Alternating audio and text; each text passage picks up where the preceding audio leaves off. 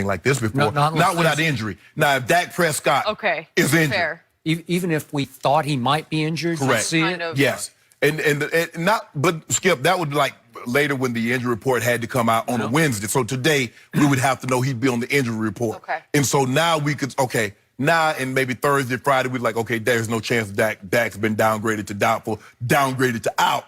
Maybe by Thursday, Friday, Skip, that line swings like that. But in the matter of 2 days, to see a line go from you're favored by 4 to all of a sudden you're getting a 1.5 points? No, I've never seen anything like this. And but I think the thing is, these big whales that swing the line have said, you know what? I've seen enough of the Cowboys. I just watched them against Mitchell Trubisky. I've watched the Rams play over the last month, and they're a better team than the Cowboys. And so I wish I could have got in on that -4. Well, you did. You got 5 cases on it. Oh, that's easy. Fair. That's easy. That's easy money with you, though. Really? Yeah. We'll see about He that. has the lead right now, just So- so remember. I'm going to get it back. Once upon a time, I considered myself a gambler of sorts, and I won and I lost and I won and I lost, and I finally said, I don't want to do this anymore. It's just too dangerous. Exactly. But I have been following this from the inside out for a long, long time, and to your point, never, ever seen anything like this phenomenon without some serious injury involved at a critical position. Right. And remember, we're only to Wednesday. This could keep plunging the other direction until you talked about the whales, but there are things called sharps in Las Vegas, people call sharps. And at some point, if it gets to 3, Cowboys a 3-point home dog, the sharps might start saying, wait a second, I'll take me some of that. Give me 3 in the Cowboys at home. But maybe, I don't know, maybe it's to the point that won't even happen. Maybe it'll just keep on keeping on because of what you said. The eye test is screaming to everybody. They just let Mitchell Trubisky do that to them. And we just saw Jared Goff do that to Russell Wilson and company. Really? Yep. So you saw dominating Rams that we thought we'd see earlier this year. And you saw a Cowboy team continue to be exposed as frauds, right? Okay, so now we're back to what's going on here. For me, I can't tell you how much I love this. This is like heaven sent for me because it's the first time since Dougie Prediction, that I've had anything resembling what I tell you, external motivation. Remember, I needed Doug Peterson to virtually guarantee a victory at Jerry World on a Sunday night back in October for my team to come out like the proverbial house of fire and actually come out with conviction and urgency at kickoff. You saw it that night. They forced 2 early turnovers and took over and never looked back. And it's the only time it's happened in what are we up to now? 13 games. In 13 games, I got 1 to show for it. And that's not even very impressive because of what happened Monday night. So remember, Monday night was terrible for me because I needed the Eagles to win 44-0 because it's the only way to light a new fire in my locker room to create any urgency is for them to say, oh my God, the Eagles are back.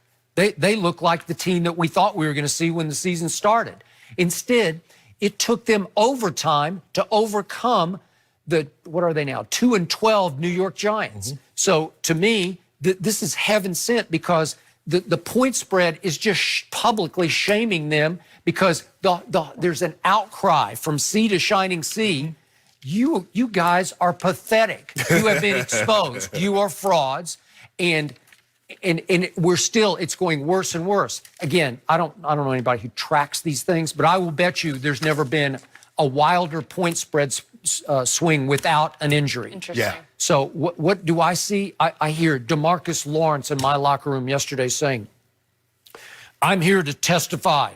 It's time for me to start to play because I don't know what's been wrong with me. And it's like, stop it. I don't want to hear it anymore. Right, you got $100 million. You got $100 the moment million. Jerry Jones slid that check in front of you, you should have said, okay, Jerry, I'm going to show you why you gave me this money. He says, I'm embarrassed by the way I played the last 3 weeks.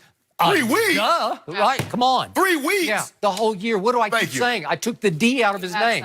He's just Marcus Lawrence. There's no D in DeMarcus. These dudes. Right? Yeah, $100 million? Right? You gave him credit for it? For 1 game. 1 game. I gave him 1 game.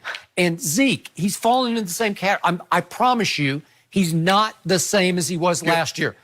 Was it because he was in a contract drive last year? Was it because DeMarcus Lawrence was in a contract drive? You do realize Zeke is 5th in the NFL in rushing. Okay, but he's been first his first 3 years. Oh, give a skip. You know, these other guys are pretty good, too. Okay, but come on. You're not seeing. Okay, I'll just take it then. I'm not seeing the same Zeke who would impose his will on defenses his first 3 years in this league.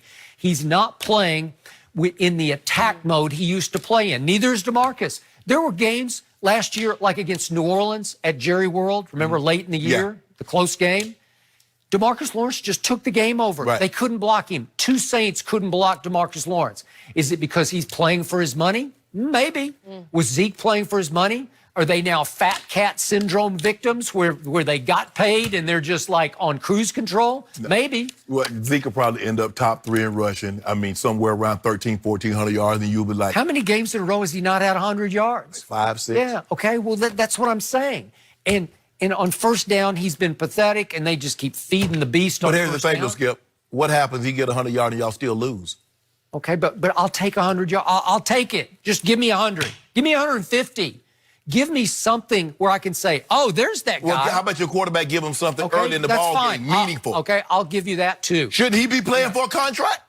Well, he's been all year, and maybe it's starting to haunt him that he's playing for a contract. Maybe he's trying things he shouldn't be trying. Maybe he's playing desperate football. No, he ain't playing desperate. He's playing good football. He just needs to start playing better early. Okay. Skip, you do realize... We just saw 2 straight games in which he took the ball and went 80 yards. Boom, boom, boom, boom, boom, touchdown, 7-0. 7-0 in Chicago, 7-0 And then Buffalo. what? Well, that's what I'm saying. I mean, okay, Skip, then what? Skip, you can't... Okay, the teacher asks you a question, you raise your hand and get it right. She calling you again, you get it wrong. You can't... Well, I mean, what have you done? So, he drove the ball down the field, but what did he do after that? Well, when the game was out of hand, he threw tried to do for 224 in the fourth quarter, which is extraordinary. 31-10. When the score was 31-10. Yeah. Well, it got close. No, it didn't get close. No. No. Yeah, it did. It came within an onside kick. They all come within an onside kick. No, it did not get Well, close. the point is, I told you, and I'm upfront, honest, objective about this. This defense is starting to look just pathetic to me. It can't stop anybody. No. So what is defense in large part? It can just be effort, right? It can be desire. How many times have you seen an underdog defense rise up and you say, God, they're making plays all over the field because they just want this game worse than the favorite ones, right? Yeah. Okay. I've not seen that one time all year, except maybe that flash early against Philadelphia when they were scared that Dougie P was going to come in and kick their butts. Get his prediction right. Yeah, and get it right and just shame them all the way back into their home locker room, right? Okay, so now at least I got something public that's not just me shaming them or you shaming them. The point spread is saying you guys are pathetic. But let that sink in for a second, Skip. You got guys making millions and millions, tens of millions of dollars, and you need external forces to get them to go do their job. It's because of this guy. No, it ain't because of that guy. Coach Clapp. But guess what he was doing, Skip? When DeMarcus Lawrence signed that $100 million contract, guess what Jason Garrett was doing? When Zeke signed for $90 million. That was it. When Jalen Smith, he was doing the exact same thing. External motivation playing for money.